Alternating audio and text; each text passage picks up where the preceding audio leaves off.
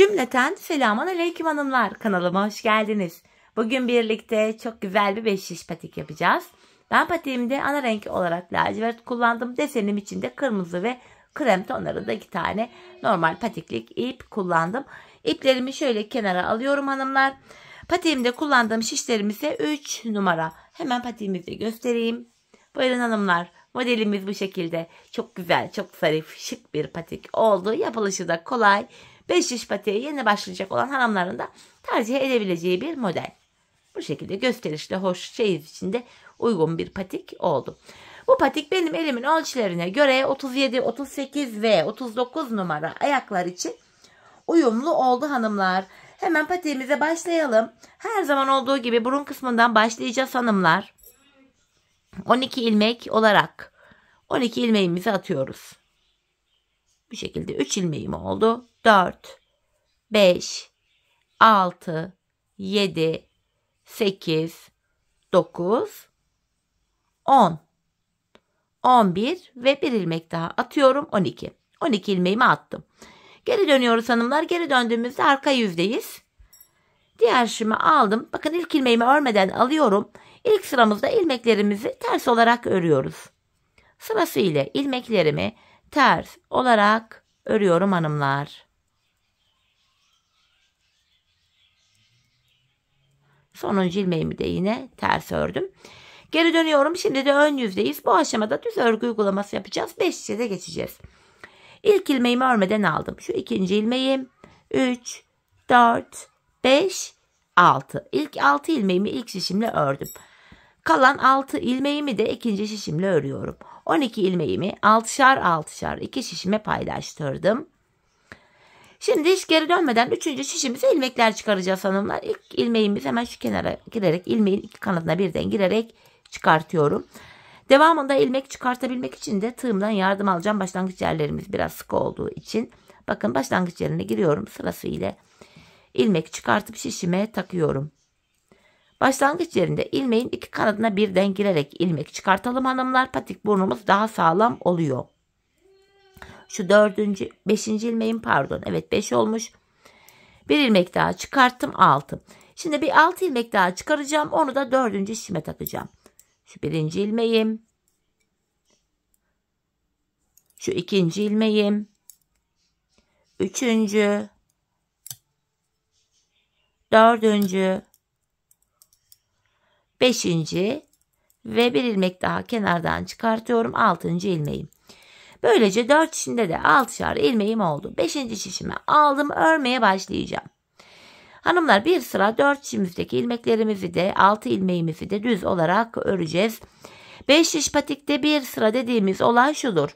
4 şişimizdeki ilmeklerimizi de örüp tamamlayınca bir sıra örmüş oluyoruz. İlk şişimdeki 6 ilmeğimi ördüm. İkinci şişime geldim. Şimdi de buradaki 6 ilmeğimi örüyorum. Buralarda tamamen düz örgü uygulaması yapıyoruz artık hanımlar.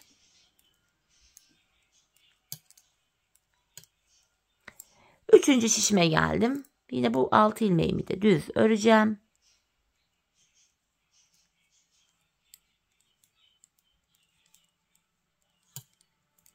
Dördüncü ve sonuncu şişime geldim. Buradaki 6 ilmeğimi de düz örüyorum.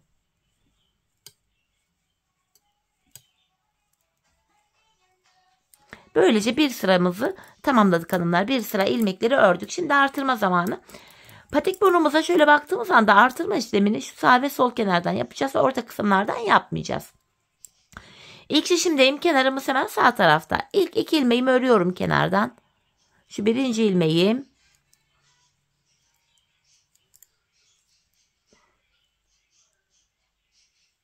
Şöyle ilmeğimi yarım almayayım diye uğraşıyorum. Şu 1. ilmeğim, şu da 2. ilmeğim. Hemen ardından 2. ilmeğimin altındaki şuradaki ilmeğimin kenarına giriyorum. Buradan aldığım ilmeğimi de düz ördüm. Kalan 4 ilmeğim düz örülüyor. Böylece 1. şişimde 7 ilmeğim oldu. 2. şişime geldim. Burada da baktığımız anda kenar sol tarafta. Son 2 ilmeğim kalana kadar öreceğim. Kenardan artırmamı yapacağım. Bakın hanımlar, sondan 2. ilmeğimin altındaki hemen şuradaki ilmeğimin kenarına giriyorum ve buradan aldığım ilmeğimi düz ördüm. Son 2 ilmeğimi de düz örüyorum. Burada da 7 ilmeğim oldu. Üçüncü şişime geldim. Kenarımız hemen başta. İlk 2 ilmeğimi örüyorum. Ardından ikinci ilmeğimin altındaki hemen şuradaki ilmeğimin kenarına girdim ve buradan aldığım ilmeğimi de düz ördüm. Kalan ilmeklerim düz örülüyor. İlk 3 şişimde 7'şer ilmeğim oldu. 4 şişimizdeki ilmek sayıları da eşit olmalı. Dördüncü şişime geldim hanımlar. Burada da kenar sol tarafta. Son 2 ilmeğim kalana kadar öreceğim. Bakın sondan ikinci ilmeğimin altındaki şu ilmeğimin kenarına giriyorum. Buradan aldığım ilmeğimi düz ördüm. Kalan 2 ilmeğim düz örülüyor. Böylece 4 şişimde de 7'şer ilmeğim oldu. Bir sıra artırma yaptık hanımlar. Şimdi bir sıra 4 şişimdeki 7 ilmeğimi de artırma yapmadan düz olarak öreceğim. Bir sıra artırma yaparken bir diğer sırada artırma yapmıyoruz. İlmekleri normal örüyoruz. Bunun sebebi şu. Her sıra artırma yaparsak şayet patik burnumuz bir anda açılma yapar ve hoş bir görüntü olmaz. İkinci şişimdeki ilmeklerimi de ördüm. Üçüncü ve dördüncü şişimdeki ilmeklerimi de yine artırma yapmadan öreceğim. İlmeklerimi örerken sizlere artırma işlemini kısaca tekrar etmek istiyorum. Artırma işlemini birinci ve üçüncü şişimizde ilk 2 ilmeği ördükten sonra yapıyoruz. İkinci ve dördüncü şişimizde de son 2 ilmek kalana kadar örüyoruz. Öyle artırıyoruz. Dördüncü şişimdeki 7 ilmeğimi de düz olarak ördüm hanımlar. Tekrar başlangıç yerine yani ilk şişimize geldik. Yeniden artırma yapacağız. İlk şişimdeyim. Kenarımız hemen başta. İlk 2 ilmeğimi örüyorum. Ardından ikinci ilmeğimin altındaki şu ilmeğimin kenarına girdim ve buradan aldığım ilmeğimi de düz ördüm. Kalan 5 ilmeğim düz örülüyor. Birinci şişimde 8 ilmeğim oldu. İkinci şişime geldim. Kenar sol tarafta. Son 2 ilmeğim kalana kadar öreceğim. Bakın sondan ikinci ilmeğimin altındaki şu ilmeğimin kenarına girdim. Buradan aldığım ilmeğimi de düz ördüm. Kalan 2 ilmeğim düz örülüyor. Burada da 8 ilmeğim oldu. Üçüncü şişime geldim. Kenarımız hemen başta. İlk 2 ilmeğimi örüyorum. Ardından ikinci ilmeğimin altındaki hemen şu ilmeğimin kenarına girdim ve buradan aldığım ilmeğimi de düz ördüm. Kalan 5 ilmeğim düz örülüyor. Böylece ilk 3 şişimde 8'er ilmeğim oldu. Dördüncü ve sonuncu şişime geldim. Burada da kenar sol tarafta. Son 2 ilmeğim kalana kadar öreceğim. Bakın sondan ikinci ilmeğimin altındaki şu ilmeğimin kenarına girdim. Buradan aldığım ilmeğimi de düz ördüm. Kalan 2 ilmeğim de düz örülüyor. Böylece 4 şişimizde de 8'er ilmeğimiz oldu hanımlar. Bir sıra artırma yaptık. Şimdi bir sıra 4 şişimizdeki 8 ilmeği de düz öreceğiz. Sonraki sıra artıracağız. Düz öreceğiz, artıracağız. Patik burnumuzu bu şekilde tamamlayacağız. Hanımlar ben bu patiğimde her bir şişimde 15'er ilmeğim olana kadar artırma yaptım. Modelimi kurdum. Modelimiz 6 ilmek ve katlarına kurulduğu için buna dikkat edeceğiz hanımlar. Her bir şişe 15'er ilmek yapınca 4 şişte toplam 60 ilmek oluyor. 60 sayısı ise 6'nın katı olduğu için model gördüğünüz gibi tam denk geldi. Şimdi hep birlikte her bir şişimizde 15'er ilmek olana kadar artırmaları yapalım gelelim. Ardından birlikte modelimize başlayalım. Evet hanımlar ben her bir şişimde 15'er ilmeğim olana kadar artırmalarımı yaptım geldim. Artırmalarımdan sonra bir sıra düz örmedim. Hemen modele başlayacağım. Hanımlar bizim bu modelimiz toplamda 8 sıradan oluşuyor. Bir model 8 sıradan oluşuyor. Şimdi modelimizin ilk sırası. Başlıyoruz. İlk şişimizdeyiz. İlk 3 ilmeğimi lacivert ipimle örüyorum. 3 ilmek lacivert ördüm. Sonra hemen şu krem ipimi alıyorum. Buraya bir tane krem örüyorum. 3 lacivertten sonra bir tane krem ördüm. Krem ipimin ucunu hemen lacivert ipime şöyle bağlıyorum. 2 tane buraya sıkı bir düğüm attım. Sonra tekrar lacivert ipimi alıyorum elime. 3 lacivert bir krem ördük. Devamında 5 lacivert bir krem olacak şekilde ilmekleri örüyoruz hanımlar. Bakın 5 lacivert ördüm. Yanına bir krem. 5 tane lacivert örüyorum. 3, 4, 5. İkinci şişimdeyim. Yanına bir tane krem öreceğim. Bu aşamada hanımlar bakın arkada ip geçişlerinde krem ipimiz var.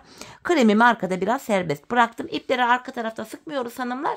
Patiğimiz gergin durmasın. Model güzel düşsün diye. Yine 5 tane lacivert öreceğim. 3, 4, 5. Bir tane krem. 5 tane lacivert. 4, 5. Bir ilmek krem örüyorum. Tekrardan 5 lacivert. 2 tanesini ördüm. 3. şişime geldim. Şu 3. lacivert ilmeğim. Şu 4. Şu da 5. Yanına bir tane krem örüyorum. Yeniden 5 lacivert. 3, 4, 5. Yanına bir krem.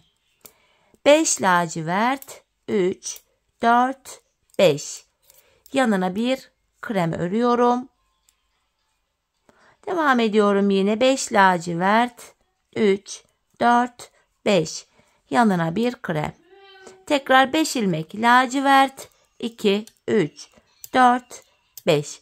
Bir tane krem. Son 2 ilmeğimi de lacivert ipimle örüyorum hanımlar. Bir sıra modelimizi tamamladık. Bakın ilk şişimde de 3 lacivert ile başlamıştım. Son şişimde de 2 ilmek lacivert var. Burada da yine 5 lacivert oldu. Model bütünlüğü sağlandı. Geldik modelimizde şimdi ikinci sıramıza. Bu sıramızda hanımlar ilk 2 ilmeğimi lacivert ile örerek başlıyorum. 2 lacivert ördüm. Yanına bir krem, bir lacivert, bir krem. Bakın ilk modelimizi yaptık. Şeklimiz bu. Model aralarında 3'er kremimiz var. Bir 3'er lacivertimiz var. 3 lacivert ördüm. Şimdi ikinci modeli de ilk modelle aynı şekilde yapacağım. Bir krem, bir lacivert, bir krem. Bakın ikinci modeli de yaptım. İlk modelim ile aynı şekilde ikinci modelimi de bu şekilde oluşturdum. Devam ediyorum. Model arasında 3 lacivertimiz var. 1, 2, 3. Tekrar bir diğer modelimi yapacağım. Bir krem. İkinci şişime geçtim. Bir lacivert, bir krem. Arada yine 3 lacivertim var. Diğer modelimi yapıyorum. Bir krem, bir lacivert, bir krem. Arada yine 3 tane lacivertim var. Devam ediyorum. Bir krem, bir lacivert, bir krem. Arada 3 lacivertim var. Şu birinci. Üçüncü şişimden devam ediyorum. Şu ikinci lacivert ilmeğim. Şu da 3. Bir diğer modelimi yapacağım. Bir krem, bir lacivert, bir krem. Arada yine 3 tane lacivert ilmeğim var. Şu ikinci lacivert ilmeğim. Şu da 3. Yine bir krem, bir lacivert, bir krem ördüm. Arada 3 tane lacivertim var. 1, 2, 3. Bir krem. Dördüncü şişimdeyim. Bir lacivert, bir krem. Arada yine 3 tane lacivertim var. Bir krem, bir lacivert, bir krem. Arada 3 tane lacivertim var. Bir krem, bir lacivert, bir krem.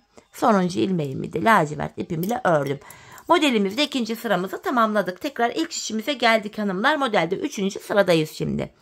İlk ilmeğimi lacivert ile örerek başladım. Yanına bir krem örüyorum. 3 lacivert ve bir tane krem. Bakın ilk modelimizi yaptık hanımlar. İlk modelimiz bu. Bu defa model aralarında bir lacivertimiz var. Bir ilmek lacivert ördüm. İkinci modelimi yapacağım. Bir krem, 3 lacivert, bir krem. Bakın ikinci modelimizi de yaptık. Modelimiz böyle V şeklinde açılıyor. Baklava dilimiz şeklinde. Modelimiz açılıp gidecek hanımlar. Bu şekilde devam edecek. Yine model arasında bir lacivertim var. Bir diğer modelimi yapacağım.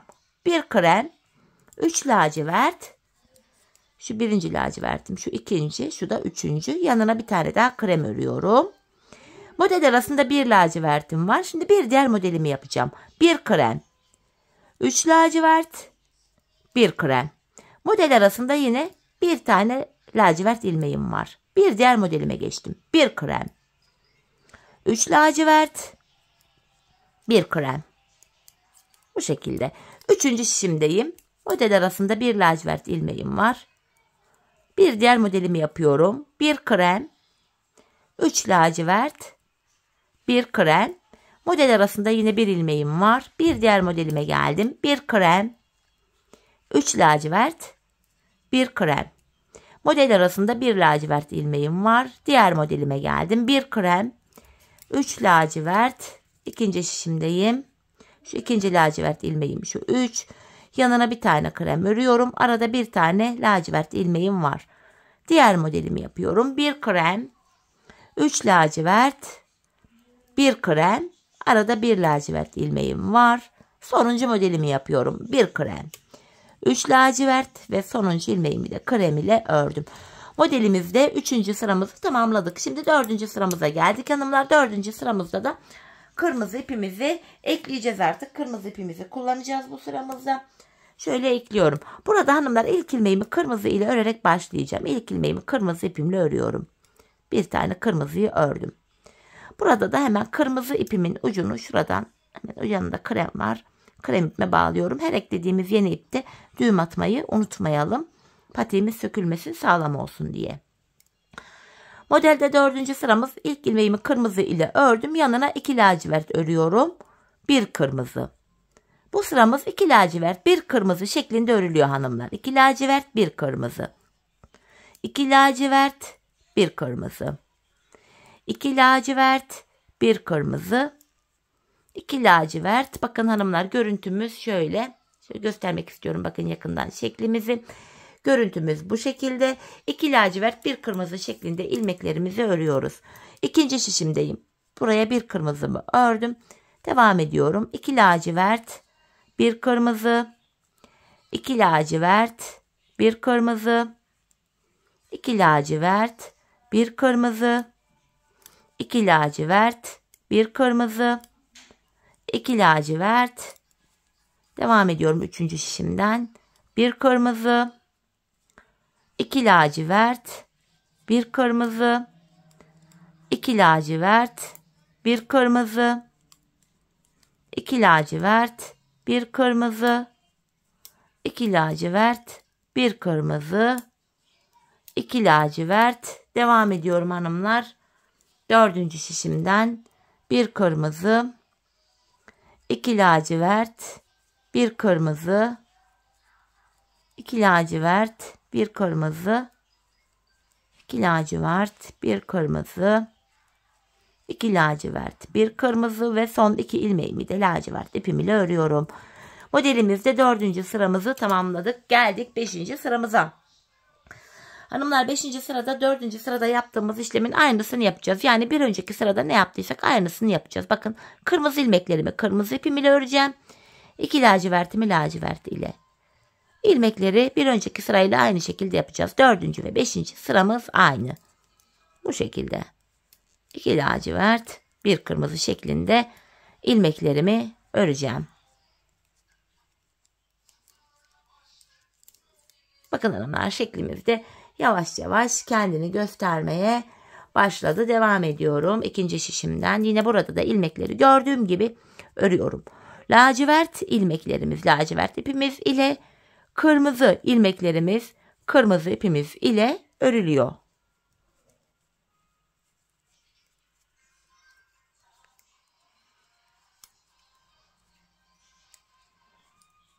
İkinci şişimizi de tamamladık. Geldik modelimizde 3. şişimize. 1 kırmızımı ördüm. Yanına 2 lacivert. 1 kırmızı. 2 lacivert. 1 kırmızı. 2 lacivert. 1 kırmızı. 2 lacivert. 1 kırmızı. 2 lacivert. 4. şişimdeyim. Burada da yine aynı işlemi tekrar edeceğim. Kırmızımı kırmızı ile, lacivertlerimi de lacivert ipim ile örüyorum. Bu şekilde 1 kırmızı, 2 lacivert, 1 kırmızı, 2 lacivert, 1 kırmızı, 2 lacivert.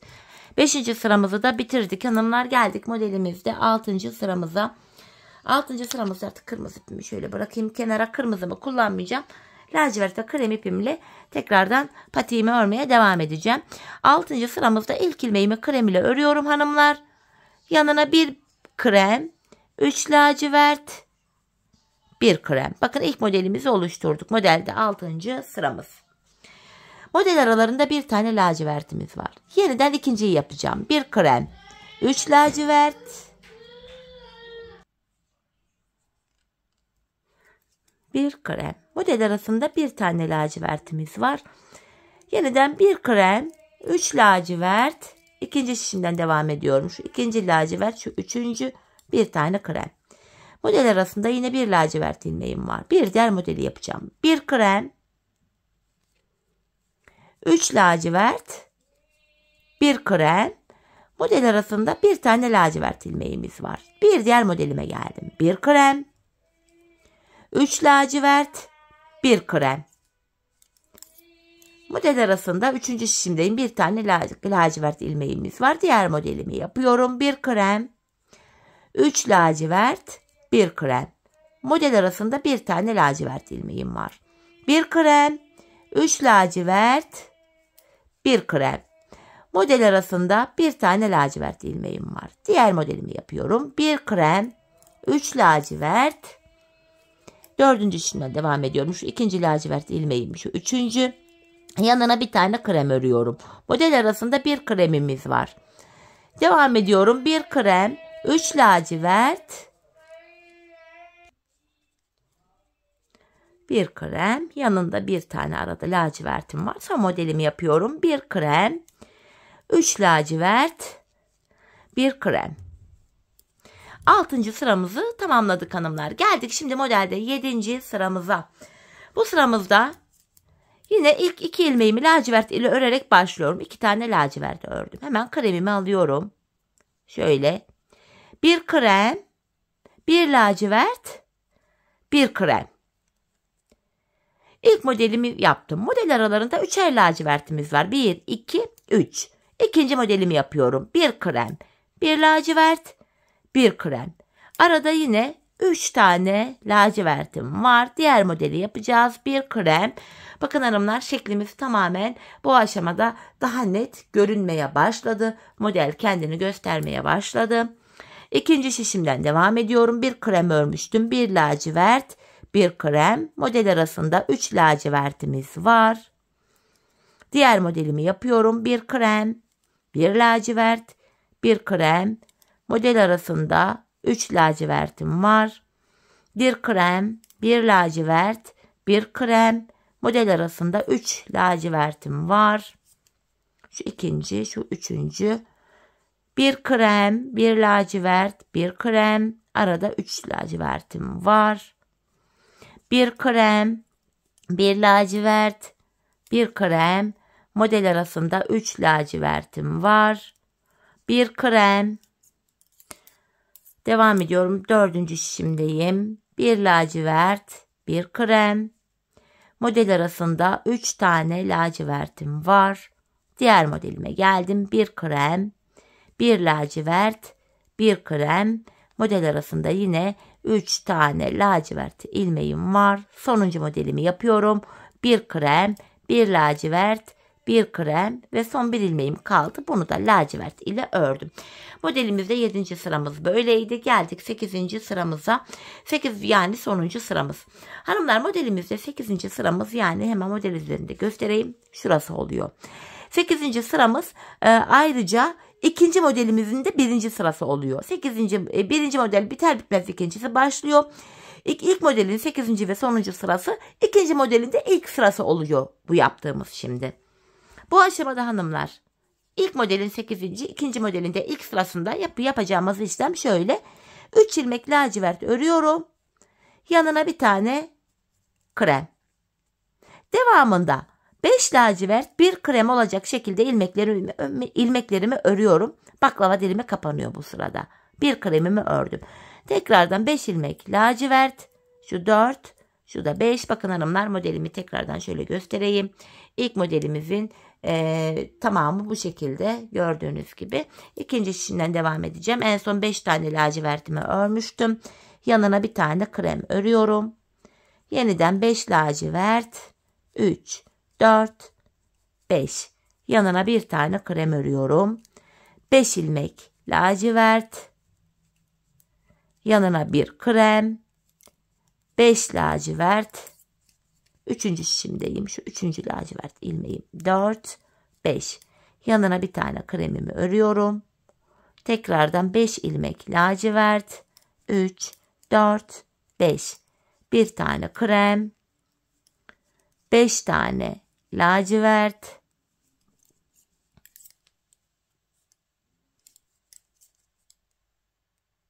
Bir tane krem. 5 tane lacivert. Bir krem.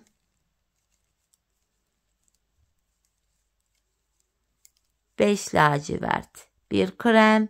Son 2 ilmeğimi de lacivert ipim ile örüyorum. İlk modelimiz tamamlandı.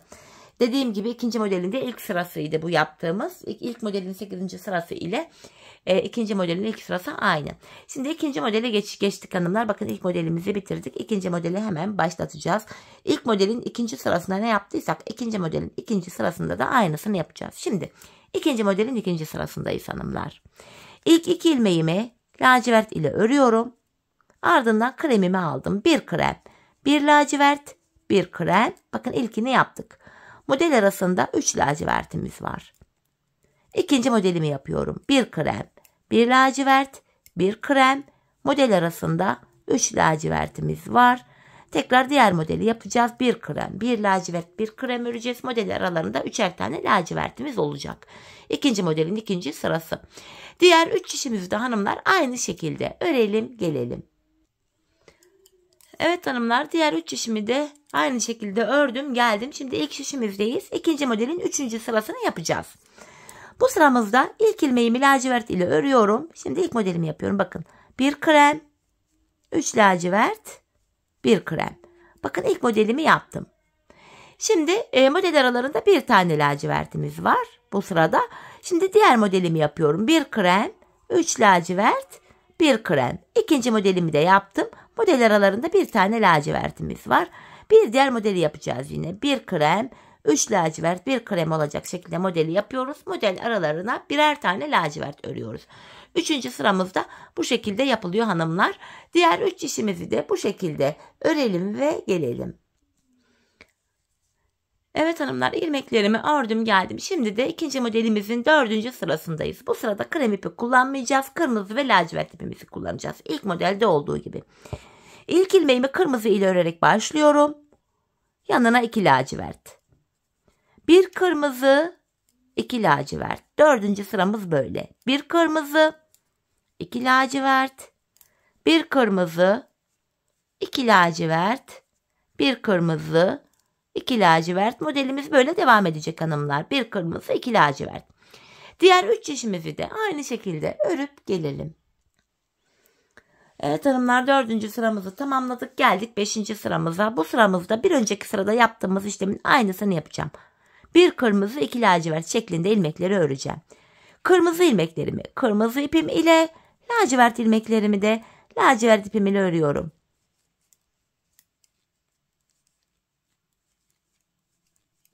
Bu şekilde hanımlar. Bir önceki sırayla aynı işlemi yapıyoruz. Diğer 3 işimizi de tamamlayalım, gelelim. Evet hanımlar, 5. sıramızı tamamladık. Geldik 6. sıramıza. Bu sıramızda kırmızı ipimizi kullanmayacağız. Kırmızı ve lacivert ile patiğimize devam edeceğiz. Bu aşamada ilk ilmeğimi lacivert ile örüyorum. Sonra kremimi aldım. İlk modelimi yapıyorum. Bakın, bir krem, 3 lacivert, bir krem.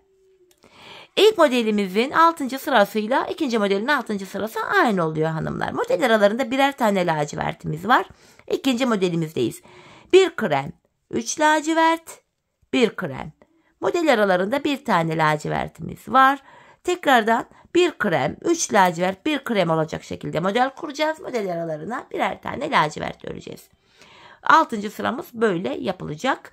Şimdi hep birlikte diğer 3 işimizi de aynı şekilde tamamlayıp gelelim. Evet hanımlar, 6. sırayı tamamladık. Modelimizde 7. sıraya geldik. Bu sıramızda ilk 2 ilmeğimi lacivert ile örerek başladım. Şimdi ilk modelimi yapacağım. Bir krem, bir lacivert, bir krem. Model arasında bu defa 3 lacivertimiz var. Diğer modelimi yapacağım şimdi. Bir krem, bir lacivert, bir krem. Model arasında 3 lacivertimiz var. Diğer modeli yapacağız yine. Bir krem, bir lacivert, bir krem olacak şekilde model örüyoruz. Aralara 3'er tane lacivert örüyoruz. 7. sıramız böyle. Diğer 3 işimizi de bu şekilde örelim, gelelim. Evet hanımlar, modelimizde, ikinci modelimizde 8. ve sonuncu sıramıza geldik. İkinci modelde 8. sıramız, 3. modelin ilk sırası olacak hanımlar. Bu zaten toplam 3 modelimiz var. İkinci modelin 8. 3. modelin de ilk sırasını yapıyoruz bu bölümde. İlk 3 ilmeğimi lacivert ile örüyorum. Devamında bir krem. Bu aşamada 5 krem, 5 lacivert, 1 krem olacak şekilde ilmekleri örüyoruz hanımlar. Bakın 5 lacivert ördüm, bir tane krem. 5 ilmek lacivert, bir tane krem diye devam edecek. Şeklimiz bu. Diğer 3 işimizi de tamamlayıp gelelim. Evet hanımlar, ilmeklerimi ördüm geldim. Bakın ilk 2 modelimizi baştan sona birlikte yaptık. Zaten ben bu patiğimi hanımlar toplamda bakın 1, 2, 3 tane model yaptım. İkisini birlikte yaptık. 3. modelin de hemen başlangıcını göstereyim sizlere kafanız karışmasın diye. Bu aşamada 3. modelin ikinci sırasını yapacağız. Çünkü 2. modelin sonuncu sırası ile 3. modelin ilk sırası aynıydı. 3. modelin ikinci sırası 2 ilmek lacivert ile başlıyoruz hanımlar. Devamında 1 krem, 1 lacivert, 1 krem. Bakın ilk modeli yaptık. İlk 2 modelle aynı şekilde örülüyor hanımlar. Aralarda 3'er lacivertimiz var. Devamında yine 1 krem, 1 lacivert, 1 krem. Model aralarında 3'er tane lacivertimiz var. Tekrar 1 krem, 1 lacivert, 1 krem diye devam edecek. Toplam 8 sıradan oluşan modelimizin ikinci sırası böyle. Bu aşamada hanımlar tekrar devam etmeye gerek yok diye düşünüyorum. Çünkü ilk 2 modeli zaten birlikte baştan sona yaptık. Bu aşamada dilerseniz ilk gördüklerimize bakarak 3. modeli yapabilirsiniz. Bakarak yapamayanlar da ilk modelin sıralamalarını takip ederek 3. modeli de rahatça yapabilirler. Çünkü aynı şekilde aynı sayılarla yapılıyor. Dediğim gibi ben patiğime toplamda 3 tane model yaptım. Sonrasında hanımlar artık modeli bıraktık. Bilek ayrımına geçeceğiz 3. modelden sonra. Şimdi hep birlikte 8 sıradan oluşan 3. modelimizi tamamlayalım. Gelelim ardından birlikte bilek ayrımına başlayacağız. Evet hanımlar, ben modelimi tamamladım ve geldim. Modelimiz bitti. Bakın 3. modelimi de bitirdim. Bu aşamada hanımlar kırmızı ipimle işim kalmadığı için kırmızımı kestim. Bu aşamada bilek ayrımı yapacağız fakat ön hazırlık olsun diye ilmeklerimizin tamamını lacivert ipimiz ile düz olarak örüyoruz. Bu aşamada artık bu krem ipi de kesip arkaya bağlayabiliriz. Çünkü diğer renk iplerin kırmızı ve krem ile artık işimiz kalmadı. Bu şekilde ilmeklerimizi tamamen düz olarak örüyoruz. Böyle. Şimdi hanımlar 4 işimizdeki ilmeklerimizi de 3 sıra boyunca, yani 3 sıra derken 4 işimizi bir kere öreceğiz. Sonra bir kere daha dolanacağız. Bir daha dolanacağız. Bu şekilde 3 sıra olacak. 3 sıra boyunca düz olarak örelim gelelim. Evet hanımlar, ben 3 sıra boyunca ilmeklerimi düz ördüm ve geldim. Şimdi bilek ayrımı yapacağız. İlk şişimdeyim.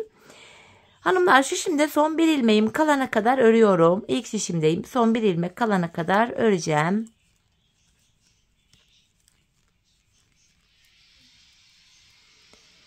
Bakın burada son bir ilmeğim kaldı. Buradaki sonuncu ilmeğim ile ikinci şişimdeki ilk ilmeğimi alıyorum.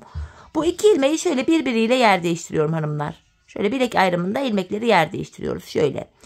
Yer değiştirdiğim ilk ilmeğimi ilk şişimle örüyorum. Bu şekilde ilmeklerimizi hanımlar böyle bilek ayrımında yer değiştirdik. Sebebi şu. Bilek ayrımı daha sıkı ve sağlam oluyor. Patiğimizin şu kenarlarına geçmiş bulunuyoruz. Bu aşamada hanımlar ben patiğimin şu kenarlarına 7'şer ilmek haroşa ördüm.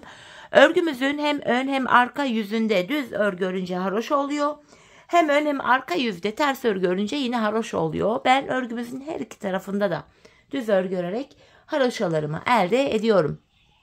Öncelikle bilek bölümündeki ilk 7 ilmeğim haroşa, ikinci şişimdeki ilk 7 ilmeğimi haroşa yani düz olarak örüyorum. Şu 7. ilmeğim. Devamında gelen ilmekleri de yine ön yüzde olduğum için düz olarak öreceğim. Patiğimizin arka bölümüne geçmiş bulunmaktayız hanımlar. Bu arka bölümde ön yüzde düz örgü, arka yüzde de ters örgü uygulaması yapacağız. Bilek ayrımına kadar öreceğiz. Ardından geri döneceğiz. Geri döndüğümüzde arka yüzde olacağımız için ilmeklerimizi ters öreceğiz. Sonuncu ilmeğimi de ördüm. Bir diğer şişime geçtim. Yine buradaki ilmeklerimi de düz örüyorum. Tabana denk gelen bölümler buralar.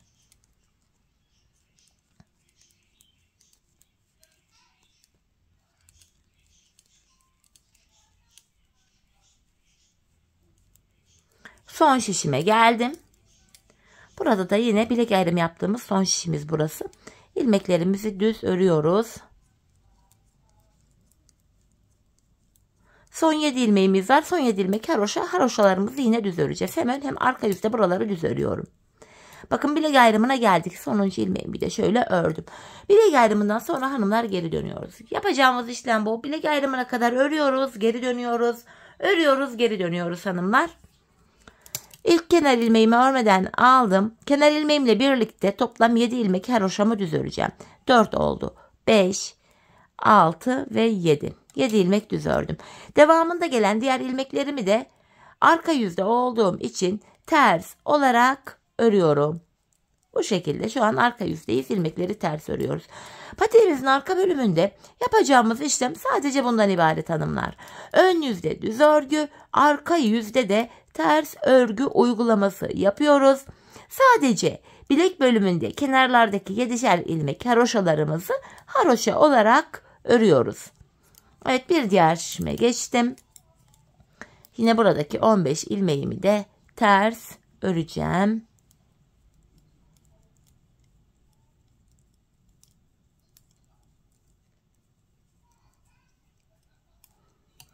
Diğer son şişime geçtim.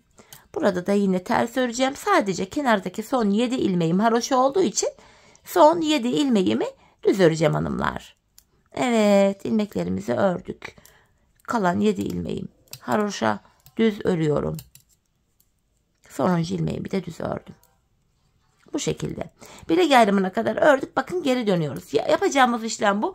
Bilek ayrımına kadar örüyoruz, geri dönüyoruz, örüyoruz, geri dönüyoruz. Ön yüzde düz, arka yüzde de ters örgü uygulaması yapıyoruz hanımlar. Sadece haroşalarımız haroşa olarak örülüyor. Bilek bölümündeki 7'şer ilmek haroşalarımız. Bu şekilde. Bakın yine ön yüzdeyim. İlmeklerimi düz öreceğim. Bilek ayrımına kadar öreceğim. Geri döneceğim. Arka yüzde ters örgü öreceğiz. Ön yüzde düz, böyle devam edecek. Şöyle baktığımız anda hanımlar şurada kenarlarda birer diş haroşamız oluştu bile. Ben bu patiğimin bu arka bölümlerine toplamda 16 diş, 16 sıra haroşa ördüm. Benim elimin ölçülerine göre tam oldu. Sizler bu aşamada hanımlar patiğinizi örerken ayağınıza deneyerek örün. Hani bir süre ördükten sonra şöyle patiğinizi ayağınıza giyin, ölçün. Bu arka bölümünü topuğunuzun şu kenarına gelene kadar örmeniz gerekiyor. Bu şekilde ölçü alarak yaparsanız patiğiniz ayağınıza tam olur.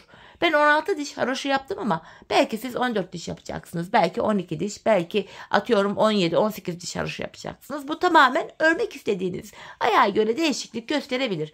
Ayağınıza ölçerek yapın dediğim gibi. Şimdi hep birlikte patiğimizin arka bölümünü kendi ölçülerimize göre örelim gelelim. Ardından birlikte topuğumuzu keselim.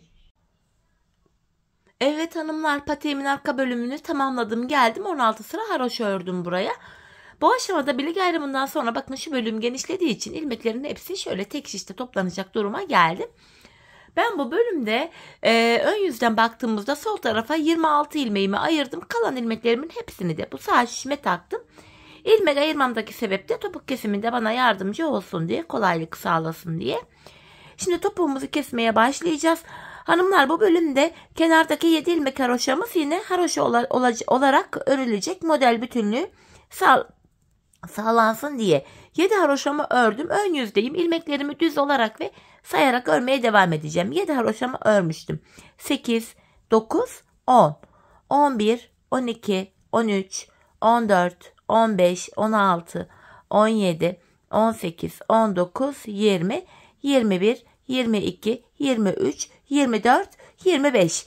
İlk 25 ilmeğimi normal düz olarak ördüm. 26. ilmeğimi örerken şu öndeki 2 ilmeği alıyorum. İkisini birlikte keserek örüyorum. Zaten bu sol tarafa da 26 ilmek ayırmıştık. Burada da 26. ilmekte kesimimizi yaptık. Topuğumuz için orta kısma baktığımız anda burada da 7 ilmeğimiz kaldı. Bu 7 ilmek her seferinde birer birer kesilecek, eksilecek, bitecek. Böylece topuğumuz oluşacak. Şimdi yapacağımız işlem şu.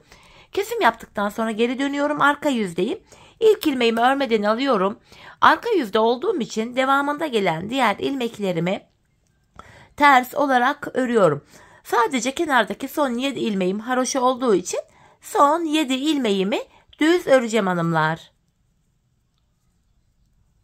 Bakın son 7 ilmeğime geldim. Haroşalarımı düz olarak örüyorum. Sonuncu ilmeğimi de ördüm. Şimdi geri dönüyoruz. Tekrar ön yüzdeyiz. Bir önceki sırada yaptığımız işlemin aynısını yapacağız. Yani ilk 25 ilmeğimizi öreceğiz. 26.da kesim yapacağız. 7 haroşamı ördüm. Sayarak gidiyorum. 8, 9, 10, 11, 12, 13, 14, 15, 16, 17, 18, 19, 20, 21, 22, 23, 24, 25. 25 ilmek ördüm. 26. da kesimimi yapıyorum hanımlar. Öndeki 2 ilmeğimi kestim. Bir önceki sırada burada 7 ilmek vardı. Şimdi baktığımızda 1 ilmek eksildi. 6 ilmek kaldı. Yapacağımız işlem şimdi şu. Kesim yaptık. Geri döneceğiz. Arka yüzde ilmekleri öreceğiz. Ön yüzde tekrardan ilk 25 ilmeği öreceğiz. 26. da kesim yapacağız. Biz bu kesme işlemine şu aradaki 6 ilmeğimiz bitene kadar devam edeceğiz. Böylece topuğumuz oluşacak. Şimdi hep birlikte buradaki 6 ilmek bitene kadar patiğimizin topuğunu sizlere tarif ettiğim gibi örelim gelelim. Evet hanımlar, patiğimin topuğunu sizlere tarif ettiğim gibi ördüm geldim. İlk başta bu sol tarafa 26 ilmek ayırmıştım.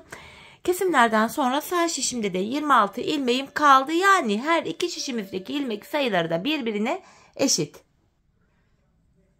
Bu aşamada hanımlar patiğimin düz tarafı içeride, ters tarafı da dışarıda olacak şekilde şöyle ikiye katlıyorum. Kesimimizi yapacağız şimdi. Ben tığ ile kolay kesim yapabildiğim için elime tığımı aldım. İlk kesimim şöyle. Benden taraftaki şişten bir ilmek, ikinci şişten de bir ilmek aldım. İkisini birlikte topluyorum. Diğer kesimlerim de şöyle yapılıyor. Benden taraftaki şişten bir ilmek, ikinciden de bir ilmek alıyorum. İkinci şişten aldığım ilmeği ilk şişten aldığım ilmeğin içinden geçirdim. Tığımdakileri topluyorum. Benden taraftaki şişten bir ilmek, ikinciden de bir ilmek alıyorum. İkinci şişten aldığımı ilk şişten aldığımın içinden geçirip tığımdaki 2 ilmeği topluyorum. Karşılıklı olarak şişlerimizden birer tane ilmek alıyoruz ve ikinci şişten aldığımız ilmeği ilk şişten aldığımız ilmeğin içinden geçiriyoruz hanımlar. Tığımızdaki ilmeklerimizi topluyoruz. Kesme işlemini bu şekilde yapıyoruz. Her iki patiğimizin topuk kesimi de aynı yönde, aynı tarafta oluyor. Aynı şekilde yapılıyor. Zaten gizli kesim olduğu için izi bile belli olmuyor hanımlar. Kesimimizi bu şekilde yapıyoruz. Kalan ilmekleri de aynı şekilde keselim gelelim. Evet hanımlar, ilmeklerimi kestim. Son birer ilmeğim kaldı. Bu aşamada önce benden taraftaki ilmeğimi, sonra diğer şundaki ilmeğimi tığıma alıyorum. Tığımda 3 ilmeğim oldu. Üçünü birden topluyorum.